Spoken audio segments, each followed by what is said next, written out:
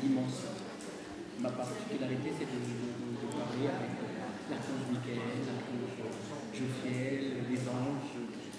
Et lorsque vous parlez, qu'est-ce que vous employez pour parler avec eux? Quel dialogue vous avez? Le même que vous êtes en train d'employer avec moi. C'est-à-dire le langage? Un langage, bon, bien évidemment, c'est un langage subtil, un langage médiumnique. C'est un langage qui peut être à la fois télépathique ou à la fois un langage, je dirais, de clairvoyance. Ils utilisent vraiment 4 canaux pour communiquer avec nous: la clairvoyance, la clairaudience, la clairsentience, le ressenti, l'intuition, et la clairconnaissance qui est un flash, on sait. Voilà. Donc parfois il y a beaucoup d'auditeurs qui nous écoutent, moi je parle d'ailleurs, qui nous écoutent, peuvent avoir ce genre de ressenti, d'intuition, donc ils peuvent capter à la fois soit les défunts ou des signes des anges, en particularité les plumes. On peut trouver une plume, comme ça, on vient par quelqu'un et puis il y a une plume qu'on peut trouver, ou des synchronicités par exemple, où les anges peuvent communiquer par synchronicité ou par signe. J'ai vu que vous aviez un jeu de cartes, alors on va faire un tarot, une bolotte.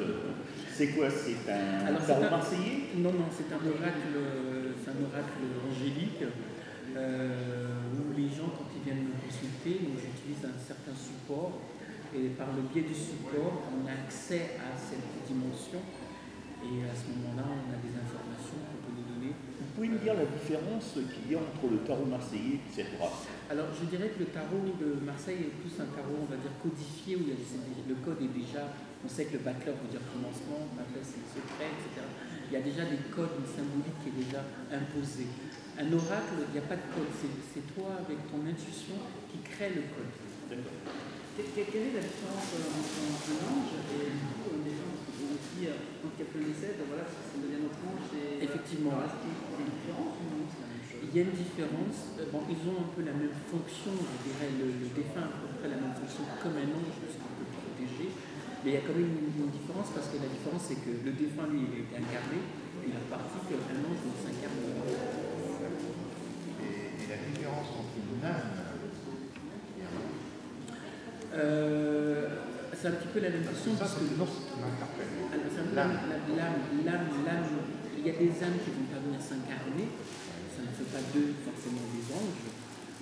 Il y a des âmes par contre qui vont s'incarner et là qui vont avoir une mission, comme nous qui sommes des âmes, comme des lumières qui se sont incarnées, je dirais. Et donc on vient, on s'incarne, on fait notre vie, puis on repart, puis là on repart, et il y a tout un cycle après l'incarnation. Donc, à la différence des anges, vous comprenez bien qu'un ange, lorsqu'on parle d'ange, on parle d'énergie, on parle de subtilité, ce sont des messagers qui viennent, qui sont conduits par des missions, ils sont porteurs d'un message, ça se rappelle de l'archange Gabriel, qui a porté un message, donc ils sont comme porteurs d'un message, d'un message de jugement.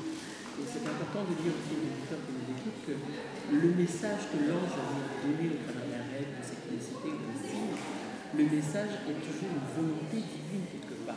Et le message est toujours positif. Et à partir de quel moment vous vous êtes rendu compte de ce don? Eh bien en fait, je fonctionne par la clairaudience, c'est-à-dire j'entends les ondes, j'entends des voix. Dès votre plus jeune âge? Dès mon plus jeune âge, fait par le lien de la grand-mère qui était déjà guérisseuse, on va dire. Et donc j'entendais un peu ces voix qui me parlaient. D'accord. Bon, on va donc forcément demander aux gens de venir vous voir. Ils peuvent venir me découvrir et Voilà. la conférence de moi à 14h sur la communication